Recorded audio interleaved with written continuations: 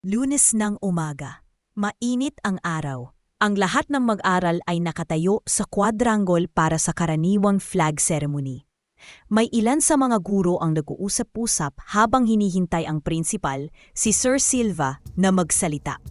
Nakangipi si Ma'am Letty habang hawak ang attendance sheet. Suot niya ang isang simpleng puting blouse na may lumang brooch sa bandang leeg, alaala ng kanyang ina na pumanaw 3 taon na ang nakalilipas.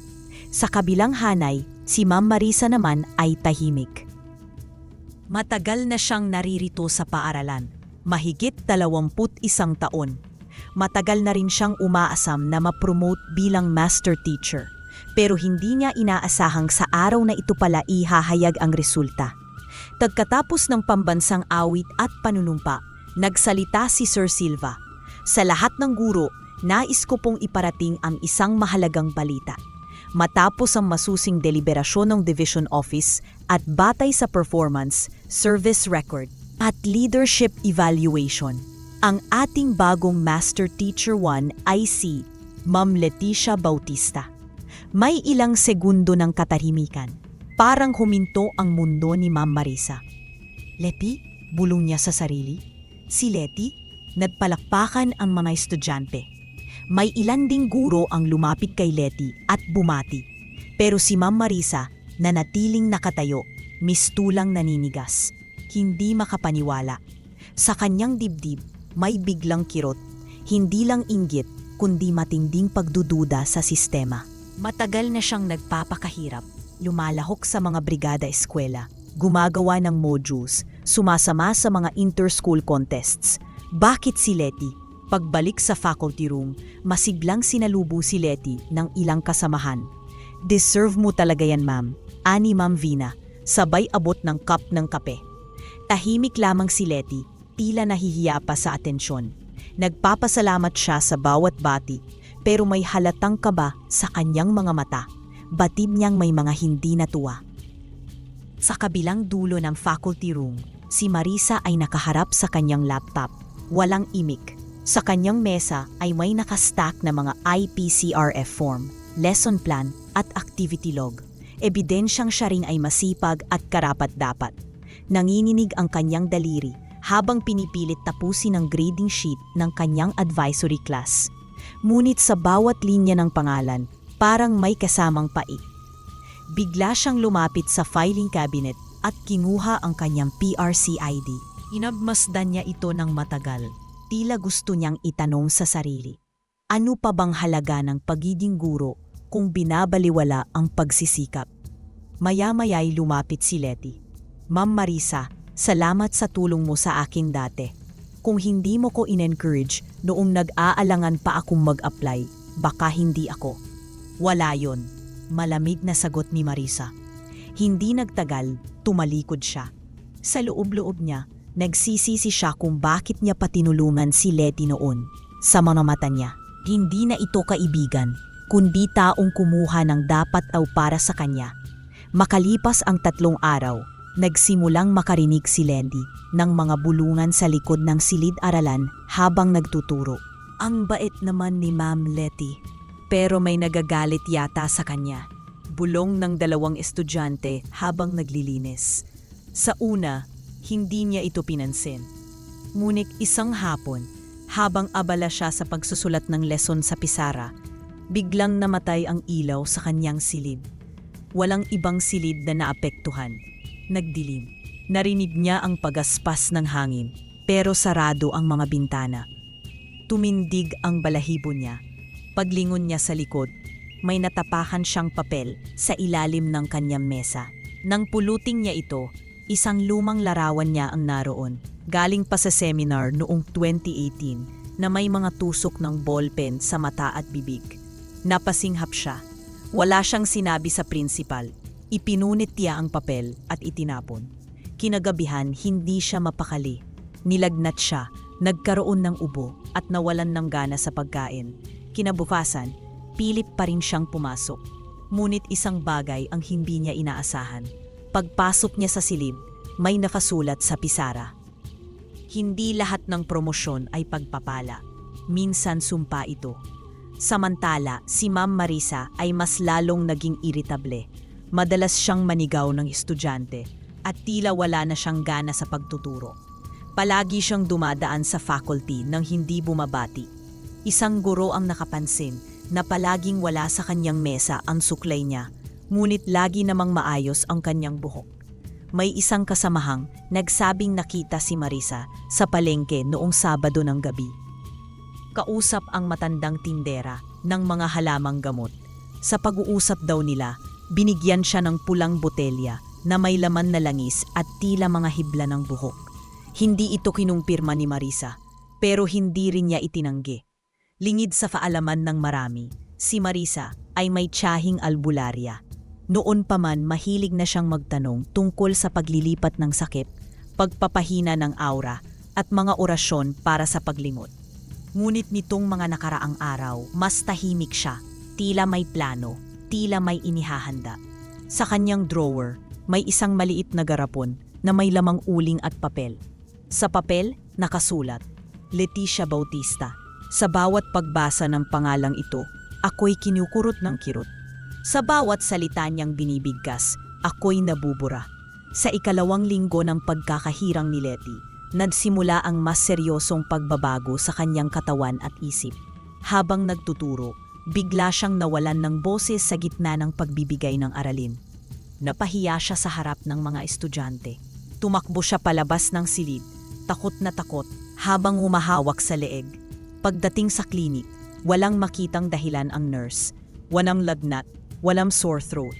Pero nang buksan ang kanyang kwaderno, may mga letra sa loob na hindi siya ang nagsulat. Alam ng pisara ang totoo. Kinabukasan, lumala pa ang sitwasyon. Nahulog siya sa hagdan habang pababa mula sa third floor. Mabuti na lamang at hindi ito naging malubha. Ngunit habang nagpapahinga siya sa silid infirmary, naramdaman niyang may malamig na hangin sa bandang paa niya. Sa sulok ng silid, nakita niya ang isang papel na parang lumilipad at dumikit sa kanyang binti. Nakasulat sa papel, hindi lahat ng pagbagsak ay aksidente. Minsan, sinasadyang ipaalaala na hindi ka nararapat. Hindi na matahimik si Leti. Sa mga nagdaang araw, nawawala ang kanyang gamit. Nabubura ang kanyang lesson sa pisara kahit wala pa siyang nasusulat at madalas siyang makaramdam ng matinding panlalamig sa kalagitnaan ng klase. Isang hapon, habang nag-aayos siya ng mga test papers, lumapit si Sir Rodel, isa sa mga guro sa math department. Tahimik itong naupo sa tabi niya. Ma'am Leti, baka hindi ito normal. Dati akong naging estudyante ni Ma'am Marisa at may nangyari sa dati naming co-teacher. Hindi rin siya natanggap sa posisyon. Ilang linggo lang, nagkasakit, nag-resign. At si Ma'am Marisa, halos wala ring naramdaman sa pagkawala niya. Natigilan si Leti. Hindi siya makapagsalita.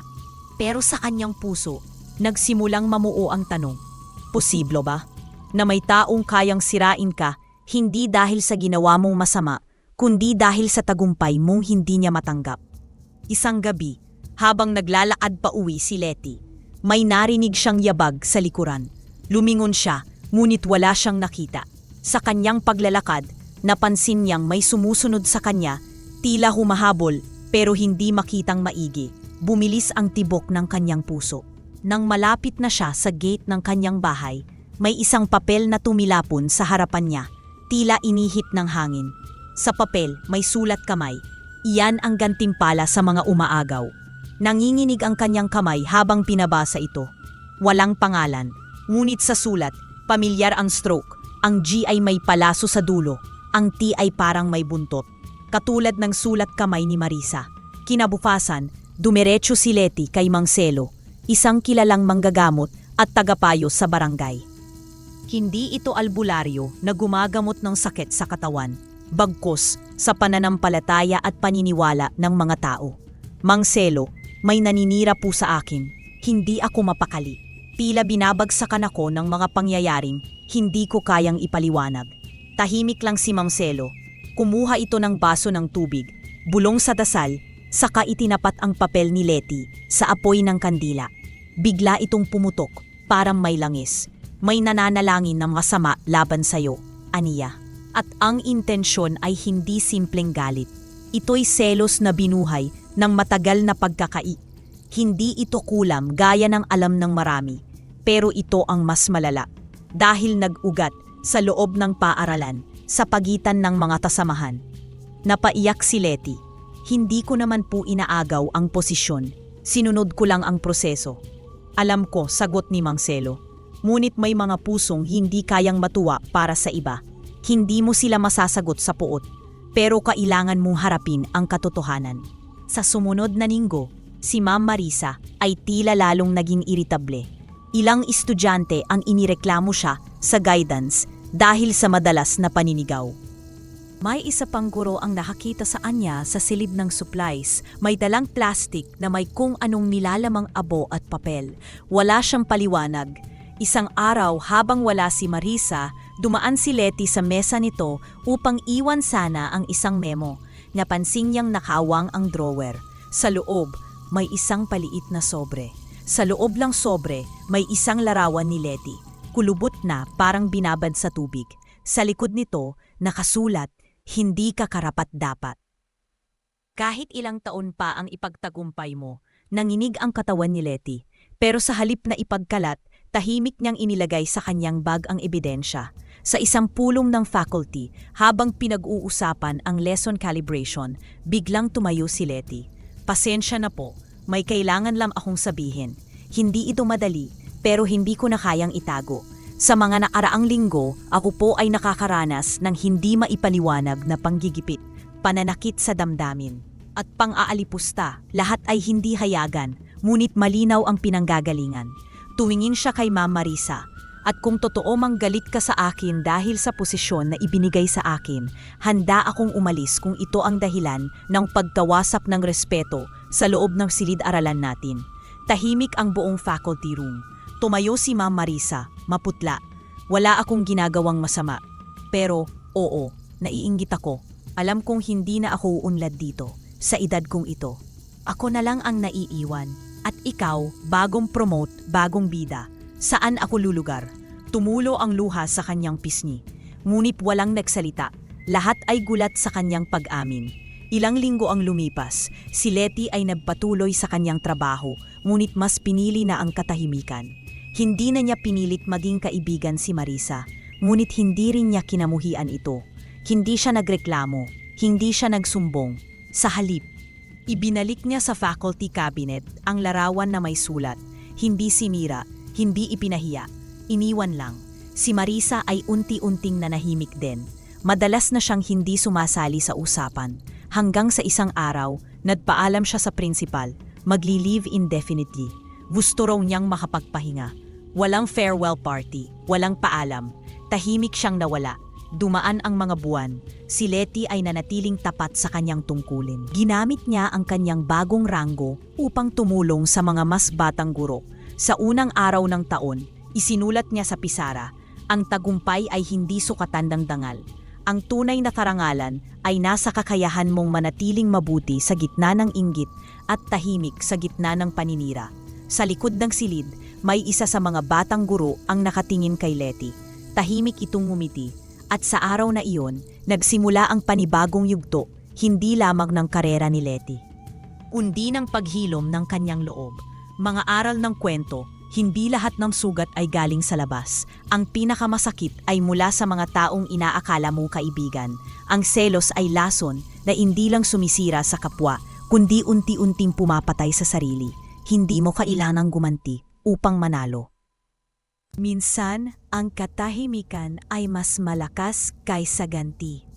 Ang promosyon ay hindi gantimpala ng kagalingan lang, kundi ng kabutihang pinipili araw-araw.